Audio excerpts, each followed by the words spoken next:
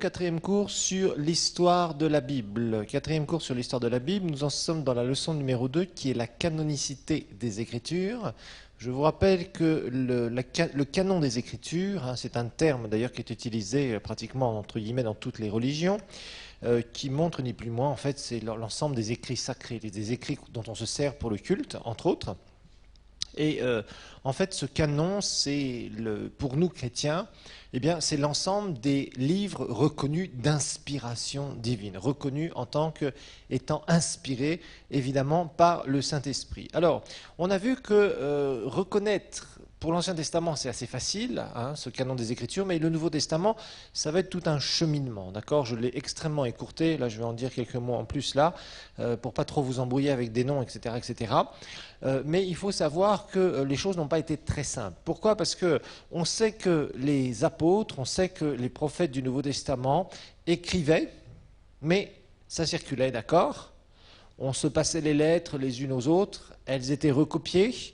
Il y avait aussi des écrits qui s'infiltraient à droite et à gauche, qui étaient de faux écrits. Paul est obligé de prévenir entre autres les Thessaloniciens, parce qu'il y a ce problème-là. On essaye de faire passer des écrits sous son nom, qui ne sont pas de vrais écrits, c'est-à-dire authentiques, de sa part, de sa main.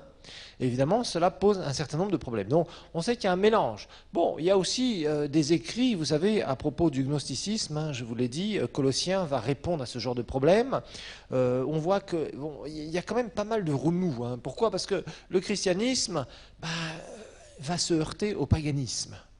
Et évidemment, même dans certains écrits, il y a des gens qui vont essayer de mettre des philosophies, mettre des trucs bizarres, et vont les écrire sous l'égide du christianisme. Donc, il y a des mélanges, etc., etc. Donc, petit à petit, on essaye quand même, ils vont se poser des questions, et les églises des premiers siècles vont se poser des questions sur qu'est-ce qu'il faut retenir, qu'est-ce qu'il faut rejeter, tout simplement. Alors, le canon, donc, ça vient du grec ancien canon, avec un K, mais là, nous, on l'écrit avec un C. C'est emprunté à l'hébreu kanesh, qui veut dire roseau, mesure, canne, tout simplement, c'est pas très compliqué. Alors, on sait qu'au IIe siècle, à la fin du IIe siècle, les lettres étaient recopiées, elles étaient mises ensemble, etc., etc., mais il y avait des bonnes lettres inspirées et des mauvaises lettres non inspirées, voilà. Alors, pour l'Ancien Testament, on s'est aperçu que les choses sont assez simples. En tout cas, pour l'Église, ça a été assez simple, parce qu'on sait que dans tous les livres du Nouveau Testament, il y a une citation d'au moins un verset de chaque livre que nous avons de l'Ancien Testament. Donc c'est assez simple à reconnaître. Et puis il y avait une traduction pour la diaspora juive qui allait un peu partout dans tout le bassin méditerranéen. Rappelez-vous, les Juifs au VIe siècle ont été conquis par le roi Nabuchodonosor, Jérusalem a été détruite, etc., etc. Le temple a été détruit, les murailles ont été détruites, le temple a été reconstruit après par Esdras, et Néhémie a reconstruit les murailles de Jérusalem, mais il y a un certain nombre de Juifs qui ne sont jamais retournés chez eux, qui se sont disséminés partout dans le bassin méditerranéen. C'est ce qu'on a appelé la diaspora juive. Et cette diaspora, au fil des générations, ne parlait plus l'hébreu. Voilà, parce qu'ils étaient déjà là depuis 3, 4, 5, X générations, et au bout d'un moment, ils ont perdu la langue hébraïque, et ils ont adopté le grec, le koiné grec, qui était la langue tout à fait facile à apprendre. C'est vraiment une comparaison avec le swahili dans la région ici d'Afrique de l'Est, langue d'échange commercial, langue facile à apprendre, facile à parler, etc., etc. C'était le koiné grec, voilà, tout simplement. Et en fait, les Juifs, donc, d'origine, ne parlaient plus l'hébreu, ne lisaient plus l'hébreu. Et qu'est-ce qui se passait? Eh bien, ils dialoguaient en grec principalement, et ils pouvaient lire en grec. Donc, il y a eu cette traduction, dont on va parler d'ailleurs un peu plus tard, ce qu'on appelle la Septante, on verra pourquoi elle s'est appelée comme ça. C'était une traduction de l'Ancien Testament, en tout cas ce mot Septante, la traduction de la Septante, ce qu'on appelait la Septante au départ, c'était utilisé seulement pour l'Ancien Testament, qui était écrit en hébreu, et qui a été traduit en grec. Et on a fait plein de copies de cette traduction, et on les a diffusées un peu partout. C'est pour ça que partout dans les synagogues de la diaspora, on trouvait très facilement les écrits donc, de l'Ancien Testament. Donc ils étaient très répandus, il y avait beaucoup de copies. Bon, ensuite, bien évidemment, il y a certains critères qui sont évidents à propos de la canonicité de l'Ancien Testament. Bon, Jésus qui cite la loi et les prophètes comme faisant partie de l'Écriture. Jésus va citer énormément de faits, hein, Adam et Ève, Jonas, David, etc., etc., Salomon, enfin bref, hein, tous les écrits dans les évangiles, vous voyez que Jésus parle souvent de personnages de l'Ancien Testament, ce qui valide. Ça donne une validation pour l'époque. Donc l'époque où Jésus est là, de tous ces écrits. Donc on voit que c'était des choses qui étaient communes.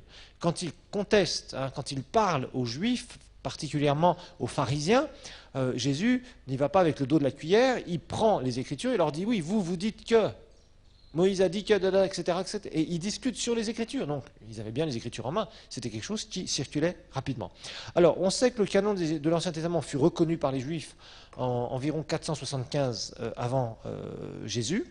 Ils l'appellent la Torah et non pas l'Ancien Testament. Et je vous rappelle qu'ils n'acceptent ni le Nouveau Testament et ni la Nouvelle Alliance en Jésus. Alors, en gros, au cours précédent, je vous ai dégrossi un peu cet aspect de la ratification pour le canon du Nouveau Testament. Pour être plus précis, bon, vers 150, il y avait un certain Marcion, qui lui d'ailleurs a été condamné comme hérétique, et qui finalement a commencé à réunir les lettres. En tout cas, c'est le premier, je dirais, c'est sur lui qu'on a les premiers éléments. Hein. Par contre, il disait simplement qu'il y avait Luc et Paul, qui était seulement digne d'être reconnu en tant qu'écrivain. Voilà, pour lui, il imitait le Nouveau Testament aux écrits de Luc et aux écrits de Paul. Voilà, tout simplement. Il aurait eu donc le canon de Marcion avait l'évangile de Luc, les Actes, et les 10 épîtres de Paul. 10 épîtres de Paul. Alors, en 200, il y a eu une liste du Nouveau Testament qu'on a appelée le canon de Muratori. Je ne voulais pas vous embrouiller avec ça au départ, mais c'est une liste où on a commencé à voir et être beaucoup plus précis. On a reconnu les 4 évangiles, les Actes, les 13 épîtres de Paul, Jude, 1 Jean, 2 Jean, l'Apocalypse de Jean. Et alors, il y avait les épîtres aussi de Pierre. Alors, on sait que le canon de Muratori, c'est-à-dire cette liste reconnue, cette liste exhaustive à l'époque, en tout cas, qu'on pensait être exhaustive à l'époque, c'est-à-dire qui ne pouvait pas être élargie pour l'époque, elle était en usage à Rome. Ça, on a des traces là-dessus. Mais bon, il y avait quand même des choses comme l'Apocalypse de Pierre, le pasteur d'Hermas, vous voyez, des choses comme ça. Bon, il y avait des trucs un peu bizarres qu'on ne connaît pas du tout aujourd'hui, qui avaient été aussi rajoutés et qui étaient reconnus, vous voyez. Bon, en 230, on a Origène, qui lui, dans les églises d'Orient, va dresser une liste de livres, en disant ces livres-là, vous pouvez les lire, vous pouvez méditer dessus, etc., etc., etc. Je vous dis, je ne veux pas vous embrouiller avec trop de précision. Mais c'est quand même là où, de plus en plus, Origène avait, je vous rappelle, quand même une grande influence à cette époque-là. Ensuite, il y avait Eusèbe de Césarée en 340, qui a fait la même liste qu'Origène.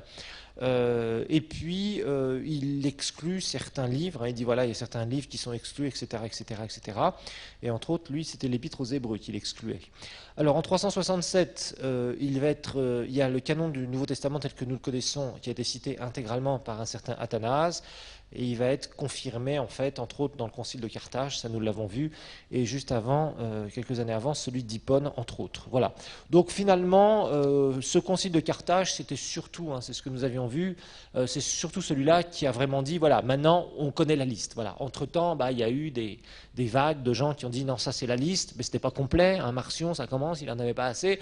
Après, il y en a d'autres qui sont venus avec un peu plus, un peu plus, un peu plus, et puis petit à petit, on a quand même constitué cette liste qui restait vraiment, je dirais, quelque chose après d'exhaustif, qui a juste été vraiment entériné, qui a été ratifié réellement par le Concile de Carthage.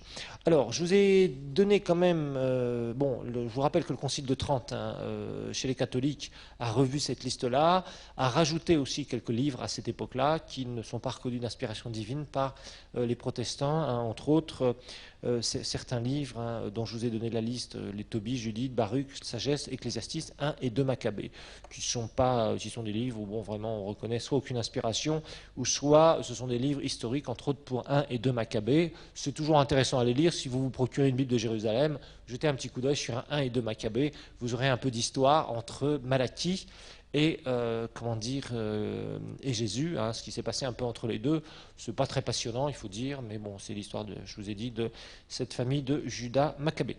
Alors, maintenant, la Réforme a remis en question tout, je vous le rappelle, et Luther, entre autres, hein, ce fameux épître de Jacques, on avait clôturé avec ça la dernière fois, au dernier cours, et en fait, Jacques, pour Luther, c'était pas possible que Jacques ait été inspiré, parce que Jacques défendait un salut par les œuvres. Non, Jacques ne défendait pas un salut par les œuvres, mais Luther avait été tellement tétanisé par cet aspect d'être sauvé par les œuvres, que lui, c'était la foi, la foi, la foi, la foi, et c'était vraiment le message central qu'il donnait. Voilà, bon, c'était une contre-réaction sur ce qu'il avait vécu. Vous savez, quand parfois des gens sont violemment troublés par quelque chose et qui découvrent après la vérité, ils ont tendance à réagir, hein, à réagir de trop, en quelque sorte, dans l'autre sens, ce qui n'est jamais bon d'une manière ou d'une autre. Mais plus tard, eh bien, l'épître de Jacques a été très largement reconnu dans le milieu protestant, parce qu'il y a de très très bonnes choses, évidemment, dans l'épître de Jacques. Alors, maintenant, quels ont été les critères? Les critères pour que l'Église puisse reconnaître un livre comme étant d'inspiration divine. Il y a des critères, parce qu'évidemment, dans ces conciles, hein, ça n'a pas été facile, mais on a parlé. Puis il y avait des gens nés de nouveau. Donc on ne faisait pas n'importe quoi. Et puis il y a eu quand même toutes ces personnes qui ont cité ces écrivains, hein, au début de l'histoire de la Bible. Et on en a encore d'ailleurs certaines de ces citations et certains de ces livres qui ont été écrits sur la vie des églises à l'époque. On verra entre autres un livre qui s'appelle la Didaché, qui veut dire enseignement en grec, qui a été écrit environ, je crois, au IIe siècle après Jésus, et qui a expliqué un petit peu ce qui se passait dans la vie des églises d'une manière générale. Alors, les critères. Numéro 1, d'abord, le critère, c'est il faut savoir si c'est la nature de l'écrit, c'est savoir, ça doit être d'inspiration surnaturelle. Inspiration surnaturelle. On doit le sentir. On doit vraiment sentir que ce n'est pas quelqu'un qui un jour a fait un rêve, hein, un mauvais rêve, et puis d'un seul coup il va écrire quelque chose, mais qui est vraiment quelque chose d'inspiration, une inspiration surnaturelle. Qu'en fait, ce n'est pas une personne comme ça. Par exemple, quand on regarde Pierre, Pierre de lui-même, c'était un simple pêcheur de poissons. Comment est-ce qu'il aurait pu écrire de telles choses? De par lui-même. Il va y avoir une puissance surnaturelle pour qu'il puisse écrire ses épîtres. C'est pas lui, je vous rappelle, il a dicté ça à son secrétaire, d'accord, qui était Marc. Alors, deuxième critère, dans chaque livre, bien sûr, on doit trouver Dieu et Christ exalté. Dieu et Christ exalté. C'est-à-dire que s'il y a un livre qui se dit être d'inspiration, et on n'exalte pas Christ, entre autres, ou Dieu, on ne peut pas le reconnaître.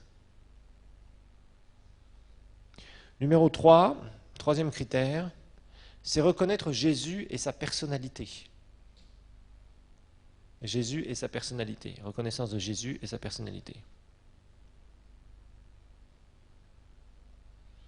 Jésus et sa personnalité. Numéro 4, la précision.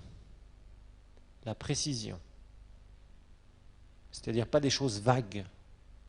Il y a certains de ces écrits, les faux écrits, c'est-à-dire les apocryphes, qui ont été introduits, et c'est des trucs vagues, très vagues, sur la création par exemple, des trucs bizarres, très bizarres, très très bizarres. Numéro 5, l'universalité.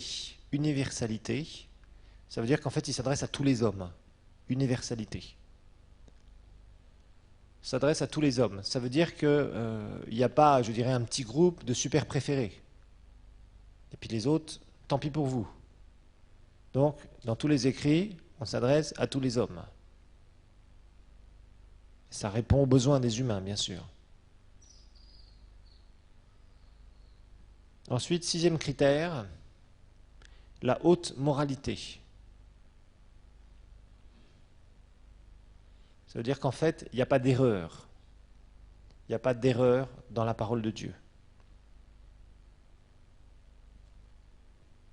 La haute moralité, c'est-à-dire qu'il n'y a pas d'erreur dans la parole de Dieu. C'est d'ailleurs le seul livre qui n'a pas d'erreur. 7. L'autorité. L'autorité de la parole de Dieu. Chaque livre représente une autorité. On sent que quand un livre On lit un livre de la parole, il y a une autorité qui émane de Dieu, bien sûr.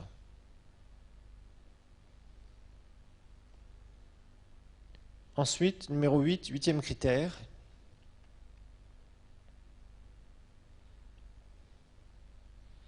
Un livre de transformation des êtres humains.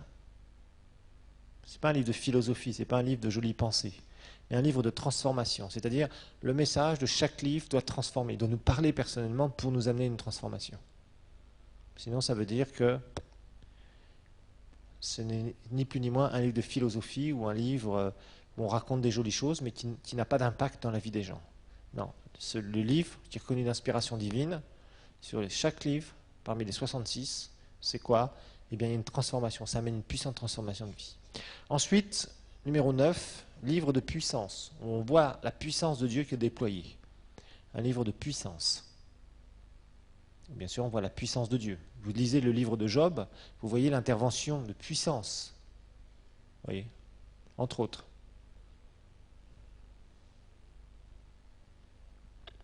Voilà, donc ils se sont servis de ces livres-là, enfin de ces critères-là, pardon, pour reconnaître, pour chercher l'inspiration divine, bien évidemment. Et quand chaque livre répondait à cela, et qu'il y avait une harmonie, hein, tout ça, ça représente une harmonie en fait. Quand vous lisez la Bible, vous pouvez prendre le livre de la Genèse, comme vous pouvez prendre les évangiles, vous avez le même Dieu qui est décrit. Vous avez une révélation beaucoup plus importante dans le Nouveau Testament, oui, mais ça va dans le même sens. Dieu créateur, seul Dieu, Dieu révélé en plusieurs personnes, etc. Trois, nous le savons, etc. etc. Tout ça, vous voyez, on retrouve l'action du Saint-Esprit, le côté rédempteur de Jésus, le côté planificateur du Père, tout ça, on retrouve. Dans tous les livres, on retrouve ça. Et donc, il y a une harmonie parfaite. Et pourtant, il y a 40 écrivains différents. Sur 1500 ans, vous imaginez un peu. Des gens qui ne se sont jamais connus les uns les autres. Et quand on regarde la Bible, quand on regarde les livres de la Bible, c'est absolument extraordinaire. Vous imaginez, vous décrivez le même Dieu qui agit de la même façon vis-à-vis des hommes, avec son amour, avec sa puissance, aussi avec ses châtiments et ses jugements. Et on retrouve partout, la même chose. Avec des gens qui sont de... Je dirais, il y a un immense fossé culturel entre toutes ces personnes. Vous imaginez, 1500 ans d'histoire. Il y a un immense fossé culturel. Il y a un immense fossé intellectuel aussi. Vous prenez Jean, un homme simple. Pierre, un homme simple. Vous prenez Daniel, un homme super éduqué. Paul, ultra éduqué aussi. Vous voyez? Et ils décrivent le même Dieu. Ils décrivent le même Rédempteur. Ils décrivent le même Saint-Esprit. On retrouve une harmonie parmi ces livres qu'on ne peut pas soupçonner si des gens avaient voulu écrire. Hein. On prend un écrit, je ne sais pas, moi, d'il y a même 500 ans, et maintenant vous écrivez la même chose sans connaître l'auteur, sans vraiment avoir vécu avec la personne, mais vous allez dire des choses qui peuvent être complètement différentes sur un même sujet, c'est normal, parce qu'il n'y a pas d'inspiration. Alors, il y a quelques remarques maintenant qu'on va voir à propos de ça, à propos du canon. Donc, l'Église a toujours reconnu la valeur de l'Ancien Testament, ça c'est clair. L'Église a toujours reconnu la valeur de l'Ancien Testament. Il n'y a que des sectes, c'est-à-dire des choses qui ont se tourné en sectes chrétiennes, qui parfois ont voulu éradiquer l'Ancien Testament. Mais l'Église, la vraie Église de Dieu, a toujours accepté et a toujours reconnu la valeur de l'Ancien Testament. Alors une autre chose maintenant, une dernière remarque, c'est que la Bible est complète. Il n'y a personne qui peut venir et dire attendez, moi, après l'Apocalypse, au XXe siècle, au XXIe siècle, j'ai reçu aussi une révélation et elle va faire partie des Écritures. D'accord? Non, la Bible est complète, c'est terminé. Dieu a déterminé.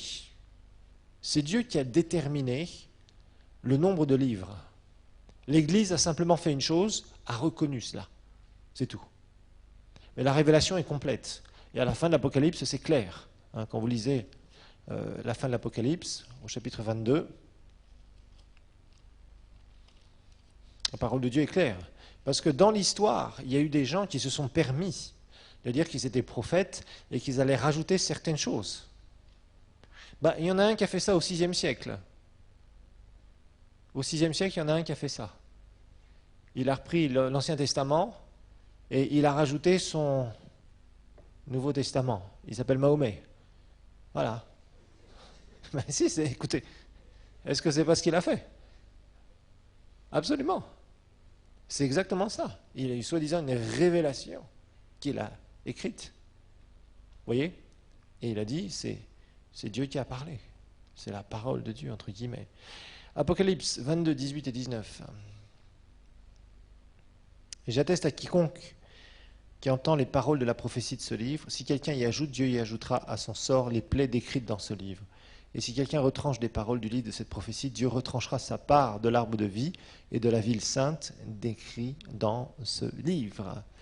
Celui qui atteste ces choses dit oui, je viens bientôt. Amen, viens Seigneur Jésus. Que la grâce du Seigneur Jésus soit avec vous. On voit vraiment l'Apocalypse qui est un point final. La révélation finale. On voit vraiment que moi, quand je lis la Bible, début, je vois un commencement. Apocalypse, à la fin, je vois vraiment une finalité. Je n'ai pas besoin de plus pour vivre dans ma relation avec Dieu. J'ai tout ce qu'il faut ici. J'ai tout ce qu'il faut. Maintenant, un témoignage que quelqu'un a vécu, qui est conforme à la parole, va m'édifier, va me motiver. Mais ça ne peut pas faire partie de l'Écriture. L'Écriture est complète, il n'y a rien à ajouter, il n'y a rien à retrancher. Vous voyez? Donc ça, c'est quelque chose qui est aussi important à spécifier, parce que franchement, il y a des gens qui se sont permis des choses et ça a très très mal tourné pour eux. Troisième leçon, la transmission des manuscrits. La transmission des manuscrits. La transmission des manuscrits. Alors là, on va voir un chapitre qui est très important, leçon numéro 3, ou chapitre numéro 3 si vous voulez, c'est à vous de voir. La transmission. Alors les transmissions, ici on est habitué, avec les routes que nous avons eues. Maintenant ça va quand même mieux, mais quand même, nous savons ce que c'est qu'une transmission. Une transmission, c'est quoi? Une transmission, c'est ce qui relie. Mesdames, vous allez apprendre quelque chose. Vous avez entendu ce mot sans jamais en connaître la signification. Vous allez en avoir une belle définition aujourd'hui. La transmission, c'est ce qui permet de relier le moteur aux roues. Voilà. Relier le moteur aux roues. Ah, les dames apprennent des choses aujourd'hui. Alléluia. Donc voilà, c'est ni plus ni moins ça. C'est cette barre métallique, cette tige métallique qui permet de faire quoi? Eh bien, ni plus ni moins de relier la puissance qui sort du moteur, qui tourne, et de les amener aux roues. Voilà, tout simplement. Ça s'appelle transmettre quelque chose. Alors, on va voir effectivement que, en ayant cette Bible ici dans les mains, qui est imprimée, entre-temps, du moment où quelqu'un a écrit avec sa propre main, c'est ce qu'on appellera le manuscrit, écrit à la main, c'est ça que ça veut dire, manuscrit, jusqu'à nous, entre-temps, il va y avoir des maillons, il va y avoir des chaînes qui ont permis de quoi faire? De nous transmettre le message. Je vous rappelle que le papier de votre Bible n'a rien de saint, c'est juste du papier, ça vient d'un arbre. Par contre, le message nous a été transmis, tout simplement. Alors, notez que les manuscrits, ce sont les livres originaux de la Bible.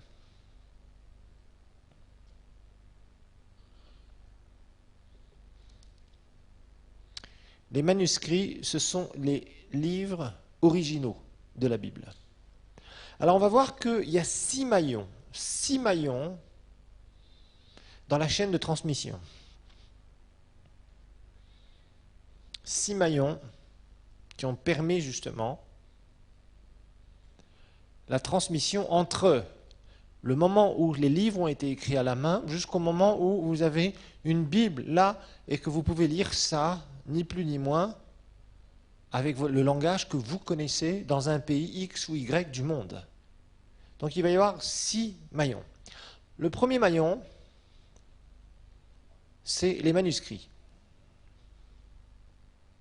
Donc les manuscrits, je vous rappelle que manuscrit veut dire écrit à la main. En fait, ce sont les originaux, les textes originaux même, c'est-à-dire là sur le support sur lequel, et on verra quel type de support, le support sur lequel l'écrit a été fait. Paul prend sa plume et il écrit. Voilà. Et la première lettre, celle qu'il a lui-même écrite de sa propre main, ça c'est ce qu'on appelle le manuscrit.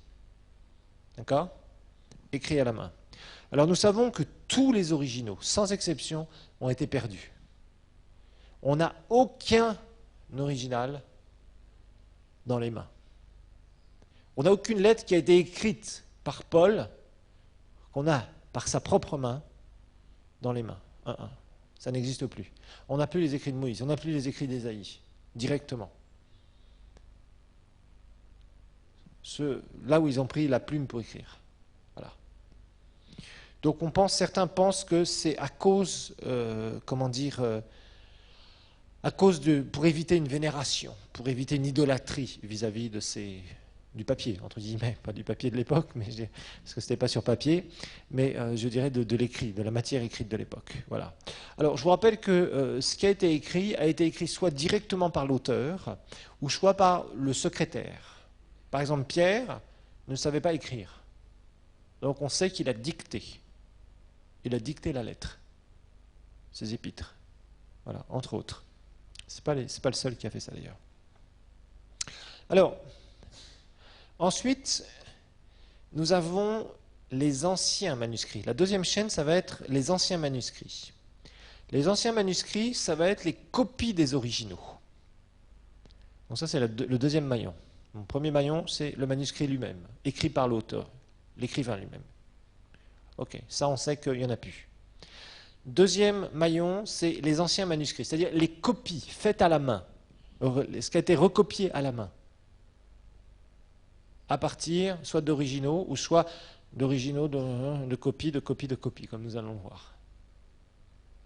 Donc les copies des originaux, anciens manuscrits.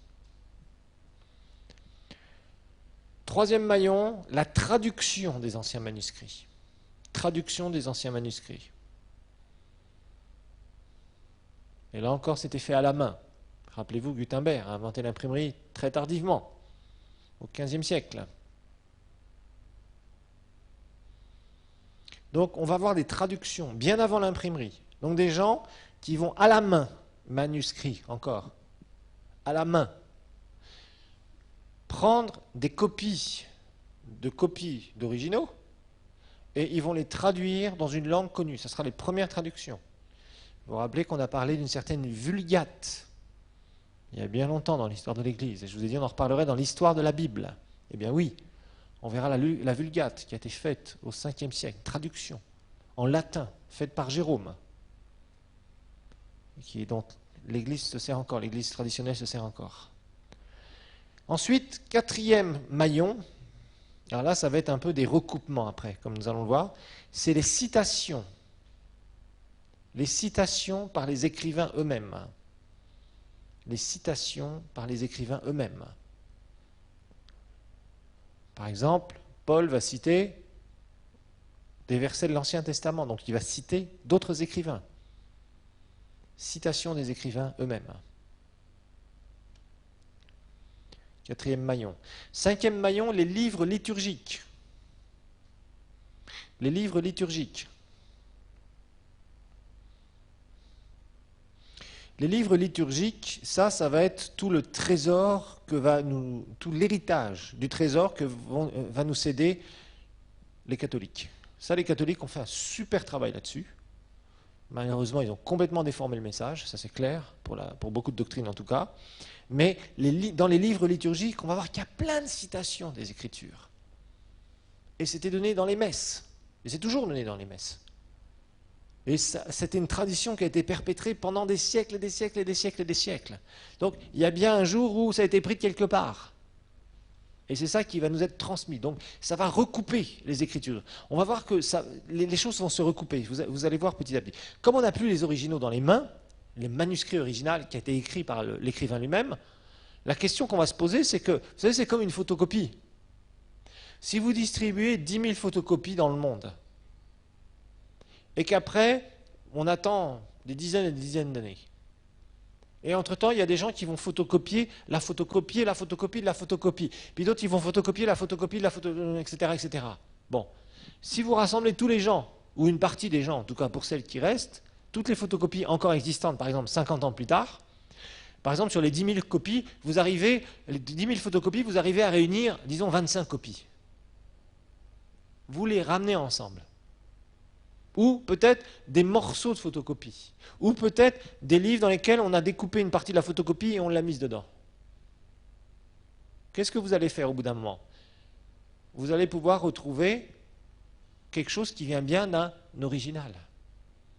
Ça aurait été disséminé un peu partout, mais après vous réunissez ces gens-là, et vous réunissez toutes les informations, et vous dites, mais obligatoirement, il y a bien au départ quelqu'un qui a créé le premier original. Et c'est un peu comme ça qu'on va retracer la Bible. C'est-à-dire, on sait que ce qui a été écrit à la main, de la main même de l'écrivain, on ne l'a plus. On sait que tout ça, ça a disparu. Mais on va retrouver dans un endroit du monde une certaine copie qui date de tel siècle. Et puis on va retrouver tel truc quelque part. On verra par exemple les manuscrits de la mer Morte, super découverte en 1947, qui va reconfirmer, qui va apaiser les biblistes et les scientifiques par rapport à la véracité de la Bible. On va voir. Une découverte absolument extraordinaire, mais ça ne va pas être la seule découverte. On verra ces codex qui nous restent, qui datent des premiers siècles après Jésus-Christ.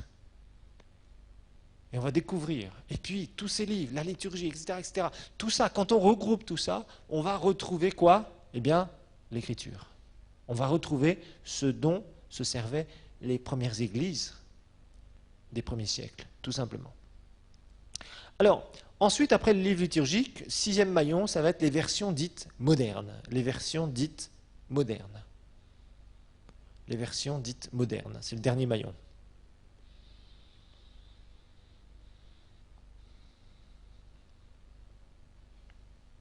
Les versions type moderne.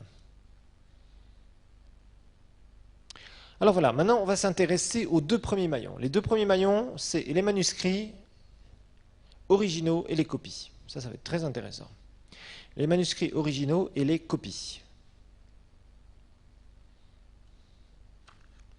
Alors comment est-ce que on écrivait, sur quoi, sur quel support on écrivait dans ces époques-là?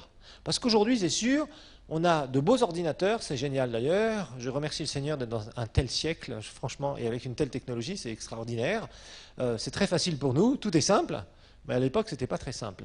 À l'époque, ils n'avaient pas un beau clavier d'ordinateur, avec un bel écran plat, et ils avaient juste à appuyer sur imprimer, paf, et tout sortait comme ils voulaient, même s'il y avait des centaines de pages. Ça n'existait pas.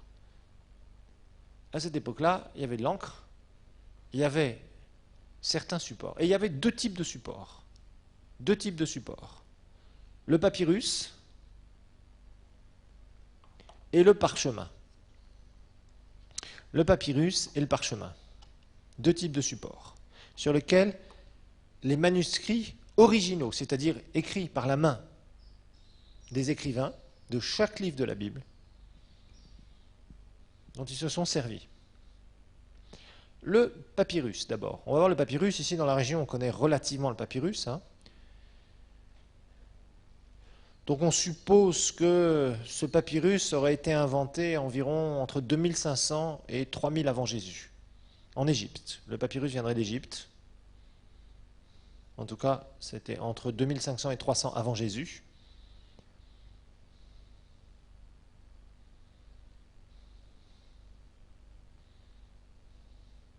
Et en fait, il faut savoir que le format livre, ça n'a pas existé rapidement. Vous savez, là, avec des pages que l'on tourne, la plupart des anciens écrits étaient faits sous forme de rouleaux. Que ce soit en papyrus, que ce soit en parchemin, comme nous allons le voir. Jésus, dans les évangiles, on parle du rouleau du livre. Dans l'Épître aux Hébreux, on parle du rouleau du livre. Alors, le papyrus, bien sûr, nous savons que c'est une plante, une certaine plante qui s'appelle Cyperus papyrus. Je ne suis pas un grand savant, je suis juste en train de lire mes notes, parce que j'y connais pas grand-chose dans le domaine. Et en fait, c'était, bon, on prend cette plante, on l'écrase d'une certaine façon, on l'humidifie, on met des couches, on colle, on utilise une espèce de colle à partir de la sève, etc., etc. Alors, le papyrus, on en faisait donc certains morceaux, et puis ces morceaux, on les joignait petit à petit. Et là, je vais vous montrer, il nous reste un grand papyrus qui existe encore, qui fait 40 mètres de long, qui s'appelle le papyrus Harris. Voilà, vous l'avez donc sur les écrans ici, à droite et à gauche. Et ce papyrus Harris, donc, a été retrouvé. C'est le plus grand qu'on a. Il fait environ 41 mètres de long. Vous imaginez un peu. C'est énorme. Alors, c'est le seul, je dirais, le plus grand papyrus qu'on a encore existant à ce jour. C'est bon. Le papyrus a un grand défaut. C'est que en Égypte, bon, il a bien survécu, mais dans beaucoup d'autres pays du monde, il a très mal survécu. Pourquoi? Parce que l'Égypte est un pays assez sec, Mais si vous avez un papyrus dans un pays où il y a des tendances à l'humidité, un coup c'est sec, un coup c'est humide, votre papyrus ne fera pas long feu. Parce qu'avec l'humidité, un papyrus se dégrade très très vite. Donc celui-ci, c'est un bijou énorme qui est conservé, je ne sais pas trop où d'ailleurs. Ils appellent ça donc le papyrus Harris.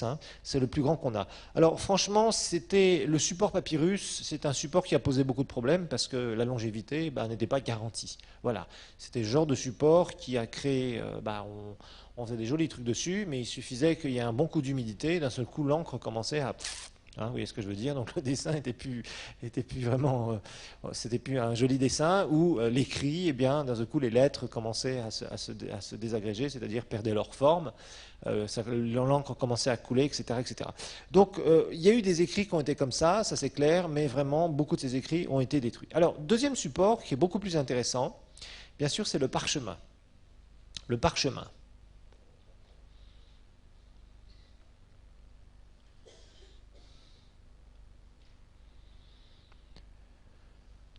Alors, le parchemin, c'est en fait de la peau d'animal qui est traitée d'une certaine façon.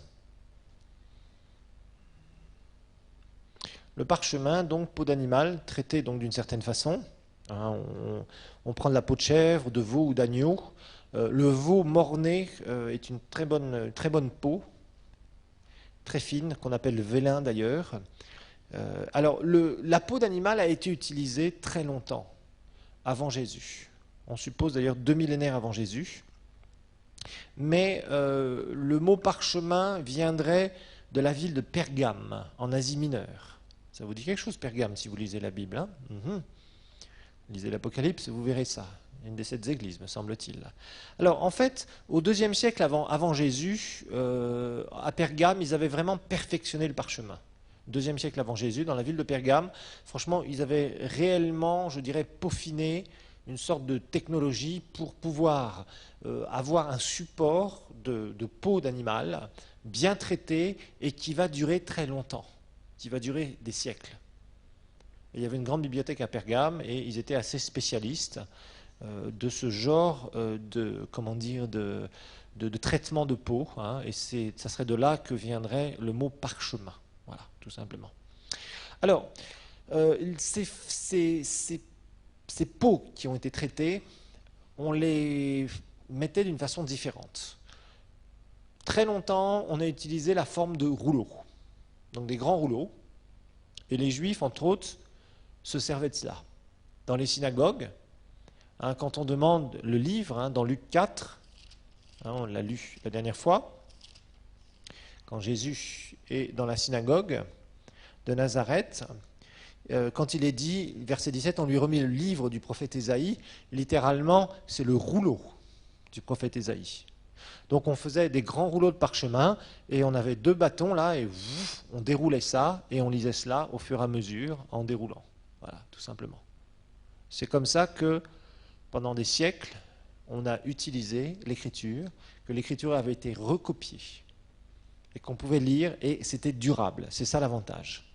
Le parchemin, lui, les intempéries, bon, il ne souffrait pas trop. Bien sûr, quand il y avait trop d'humidité, qu'il était mis dans l'eau, etc., ça, évidemment, il ne subsistait pas. Ça, c'est tout à fait normal.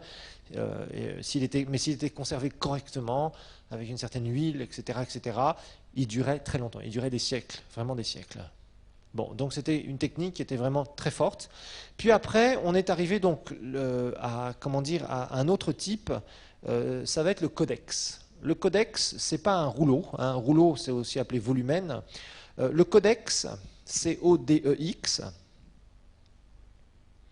en fait, ça va ressembler un peu au livre. Le codex, c'est plus un rouleau. Le codex, c'est on prend, en fait, on découpe un rectangle, on fait une sorte de feuille, c'est un peu comme nos livres, voilà, tout simplement. Et après, on va coudre ces feuilles et on va en faire une espèce de livre. Alors, vous imaginez un peu l'épaisseur, évidemment. Ce n'était pas évident. Merci Seigneur pour le papier et les bonnes découvertes de l'imprimerie, parce que nous avons des Bibles, déjà ça c'est une grosse Bible, mais il y a des toutes petites Bibles où enfin, c'est extraordinaire. Il y a des papiers, parfois Bible, qui sont ultra fins, et il y a un texte qui est vraiment imprimé d'une façon parfaite, quasiment, je veux dire, qui est lisible d'une façon extraordinaire. Bon, à cette époque-là, bien évidemment, ça prenait énormément de place. Que ce soit les rouleaux, donc ce qu'on appelait les volumens, chaque livre, hein, il y avait plusieurs rouleaux, même pour certains livres, parce que imaginez, Ésaïe a plus de 60 chapitres, imaginez un petit peu, pour mettre ça sous forme de rouleau, c'était un travail gigantesque. C'était vraiment un travail d'artiste, il faut le dire. On verra comment d'ailleurs les livres étaient recopiés, les techniques de recopiage, particulièrement de certains masorettes, comme on verra, hein, on va en parler là. On verra aussi certaines techniques de copiage des scribes qui faisaient extrêmement attention à compter les lettres, etc., etc. Ils avaient tout un tas de techniques pour être sûr de ne pas se tromper.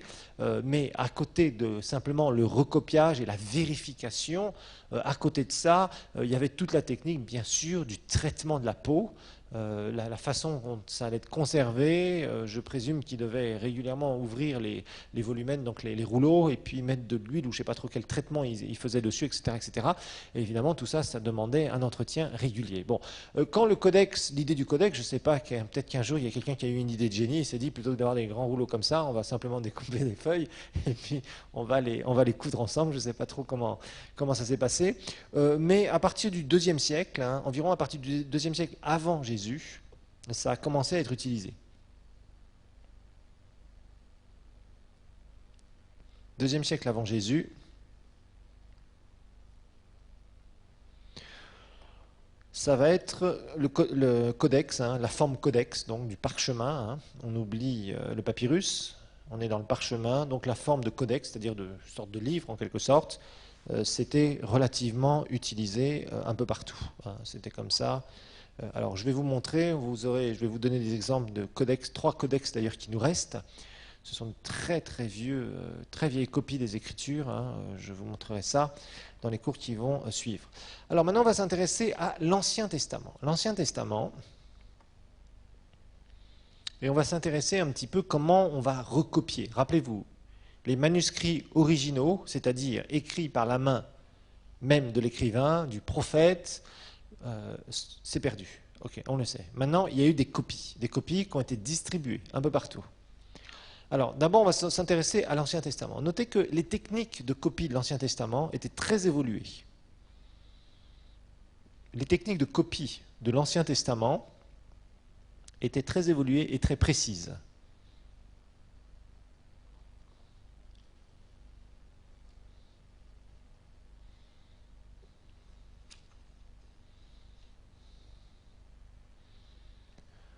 Donc, technique très précise et très évoluée. Et en fait, on comptait les mots. On comptait les mots.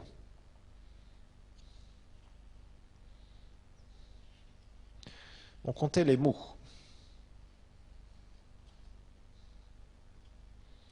Alors, plus que compter les mots, on avait des techniques. En fait, à chaque lettre,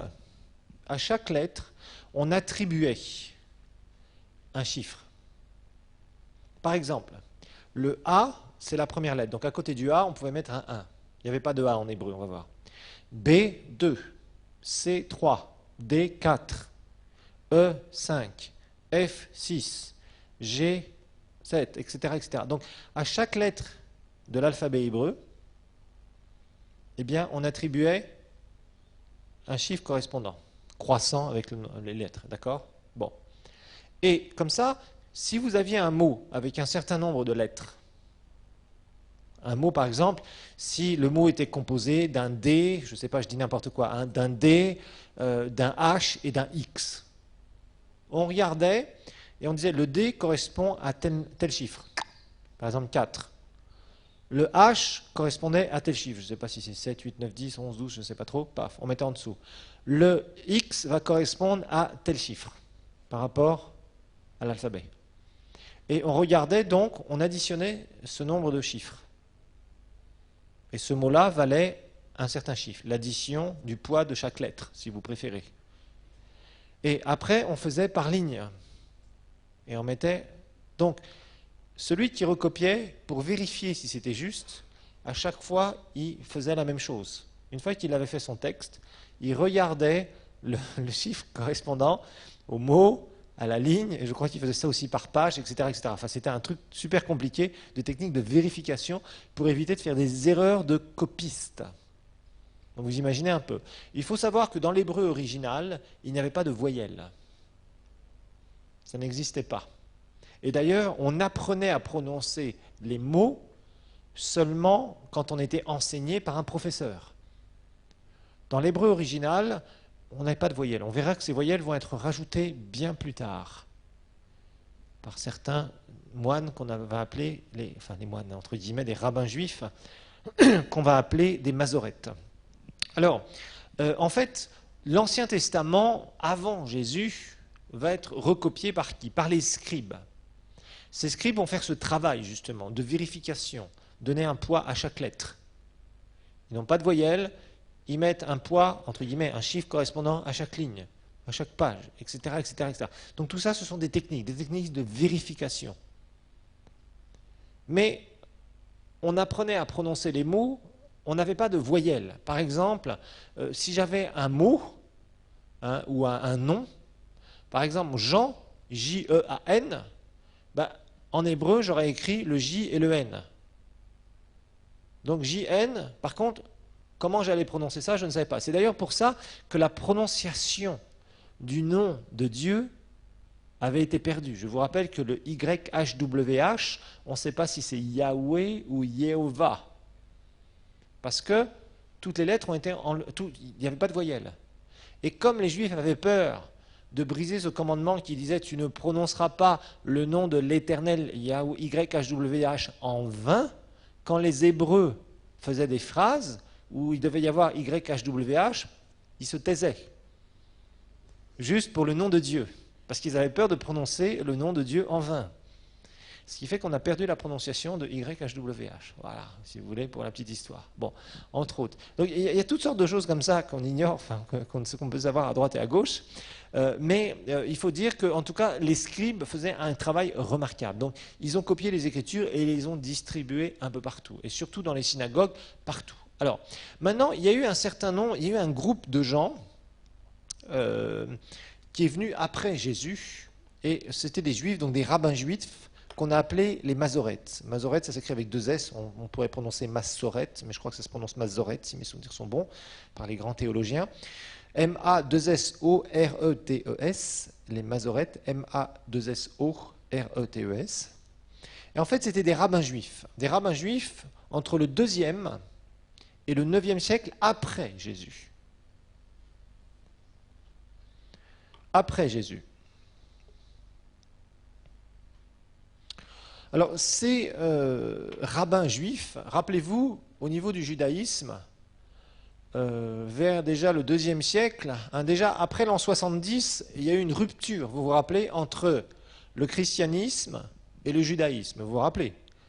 La chute de Jérusalem, ça a vraiment mis un coup entre la séparation du christianisme et du judaïsme. Rappelez-vous que jusqu'à la chute de Jérusalem, le christianisme était considéré comme étant une branche du judaïsme par l'Empire romain. Rappelez-vous de l'histoire de l'Église.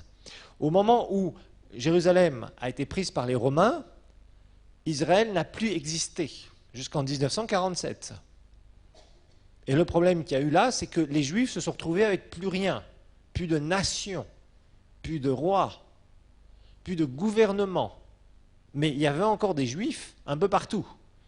Rappelez-vous, la diaspora.